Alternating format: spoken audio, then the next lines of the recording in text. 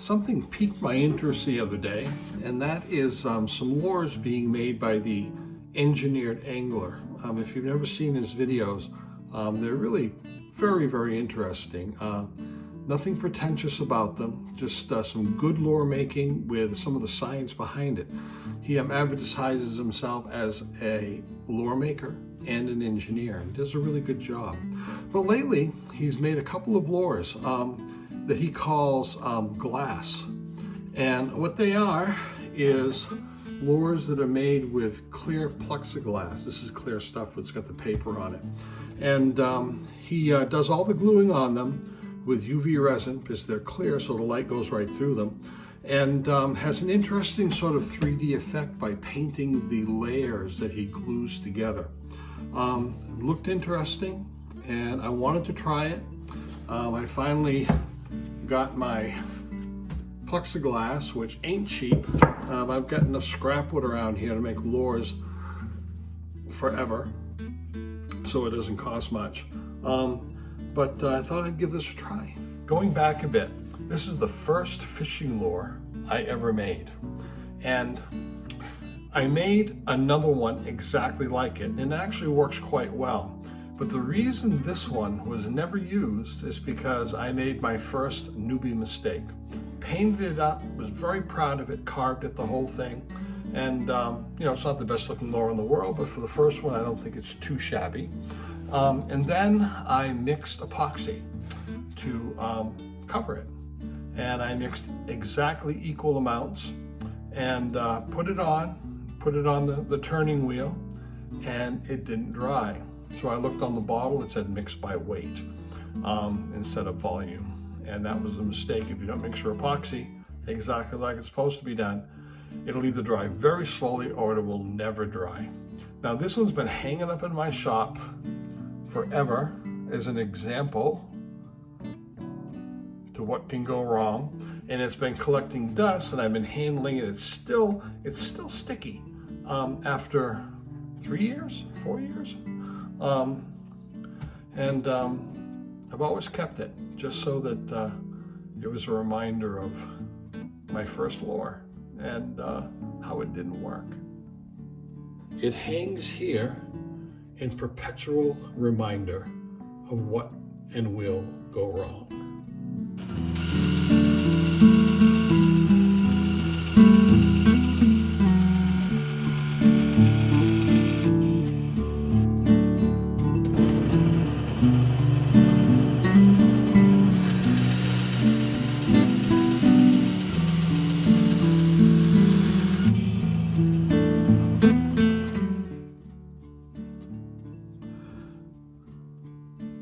This is cut in roughly 4 by 1 1/4 inches, and I've got 4 of them.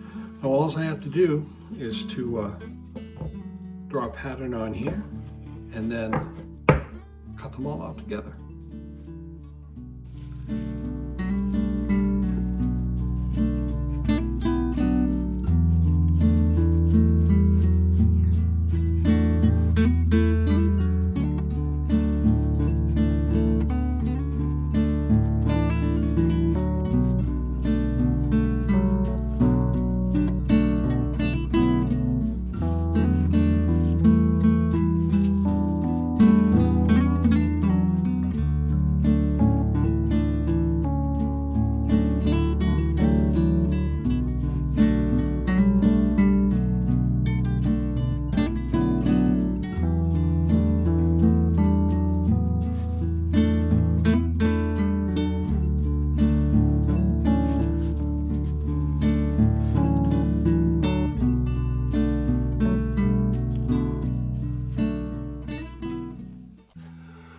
Now, this plexiglass is really quite heavy as far as its density is concerned, so it's going to sink. So I'm going to put some flotation in it.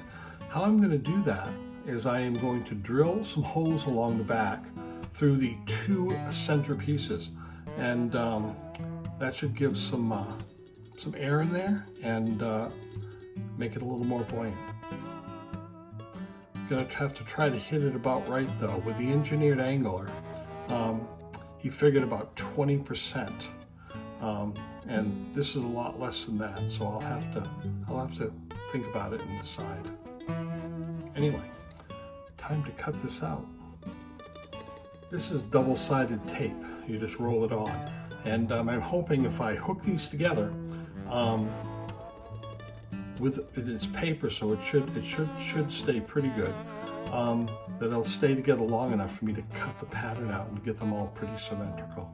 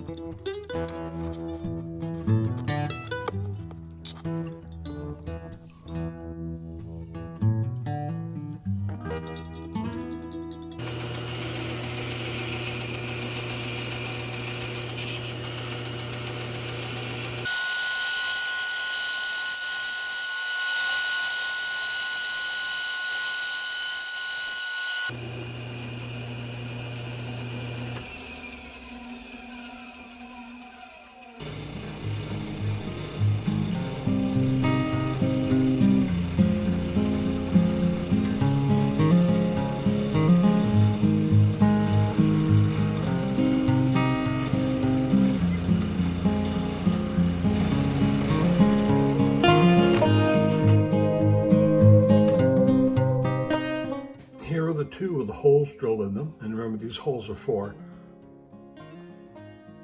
helping it float a little bit better. And this one right here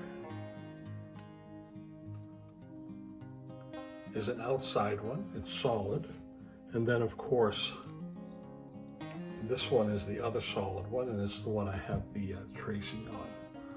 So turn this around here. Now what I'm going to do is I'm going to take the two of the holes and I'm going to glue them together using some UV resin, putting them under UV light and letting them seal together. And then in order to make these holes show less with the transparency of the lower, I think what I'm going to try to do is try to put UV resin on the inside of them to get rid of that white, sort of like you can see on the edge of the lower, see it's white, that cutout.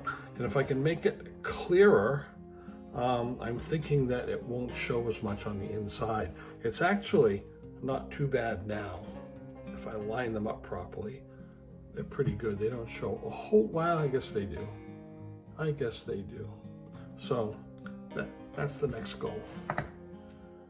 This is the inside of one of the two inside pieces. And I'm going to start off by putting some transparent blue, just kind of in the middle to the top, and then I'm going to cover it over with green afterwards.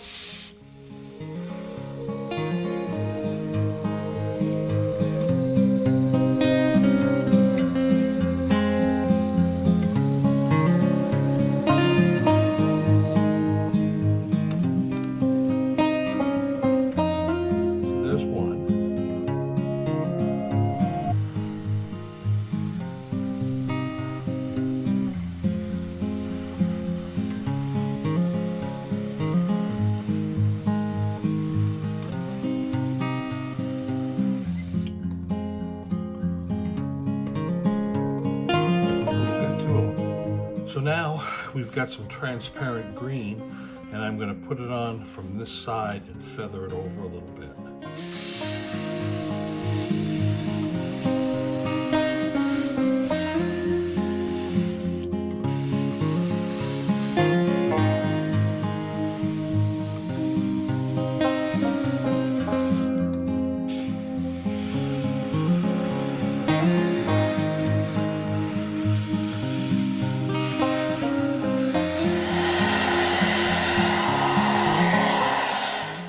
bit of yellow along the bottom.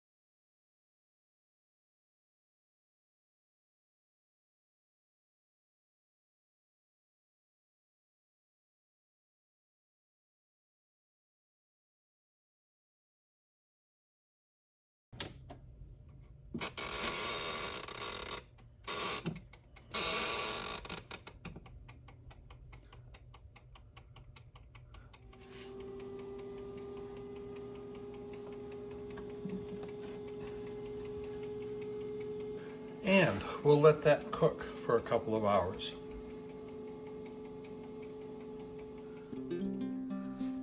Well, here it is out of the UV chamber. So far, it's looking okay. And what I've got to do now is I've got to take it down. I'm going to use a belt sander and going to smooth the top and bottom edge and then taper the front and the back. So I'll get started on that.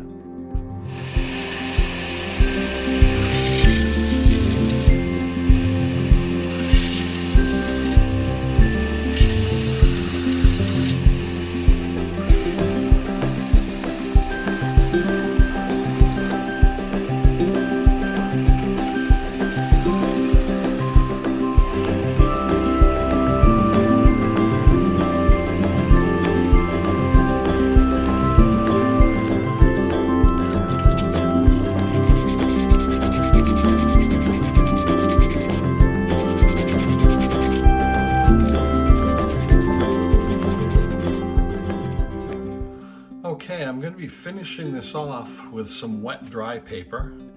I've got the contour about where I want it.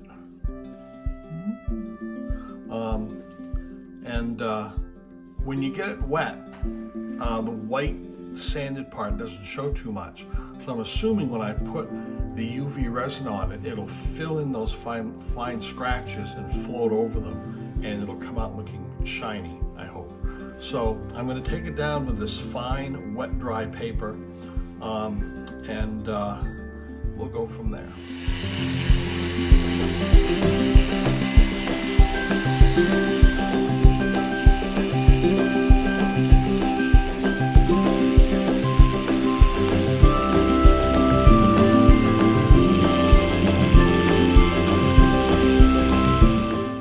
Well, that's about as good as we're going to get it with the buffing wheels. I think, and I'm hoping, the UV resin will fill in the scratches. It's pretty heavy.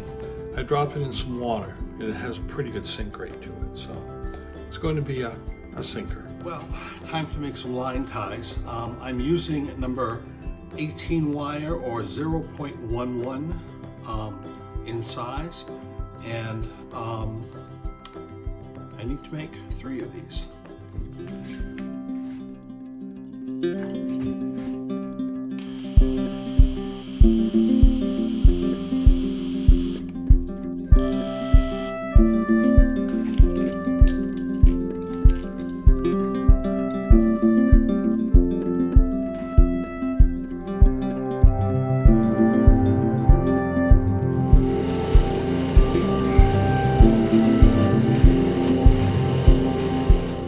I've got the holes drilled, and actually what I've got, and this is a tip taken from the Engineered Angler. For example, the hole that's drilled in the end, I've also got a small one drilled in here, so when I put the UV resin in, it'll go in easily because there'll be an air escape for the air to come out of it. I have the same thing on both of these.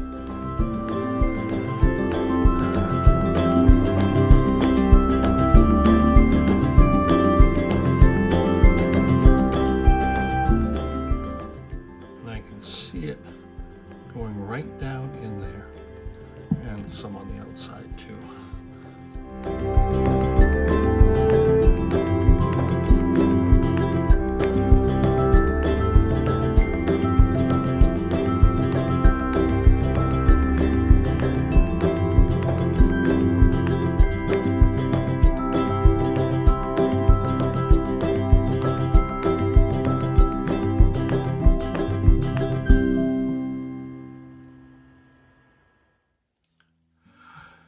I've got the eye loops put in, and I've got this sanded down as much as I can. It looks a little cloudy now, but I'm pretty sure that it will shine up once I get the UV resin on. But right now I'm going to do two things. One, I've got to drill a place to put the eyes in, and then two, I've got to paint the back a little bit and the belly.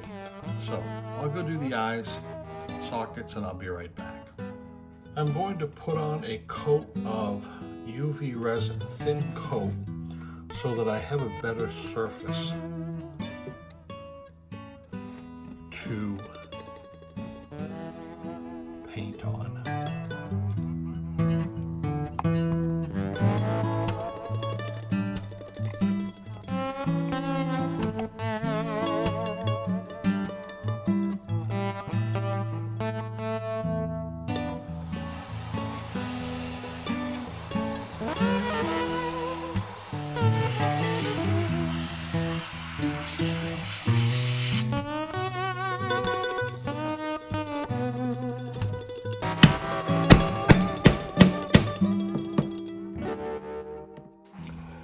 And I'm taking the holographic eyes and using the end of a drill to put some black paint for pupils on them. Then you put a drop of UV resin over the eye and then tack it under the UV light for a few seconds.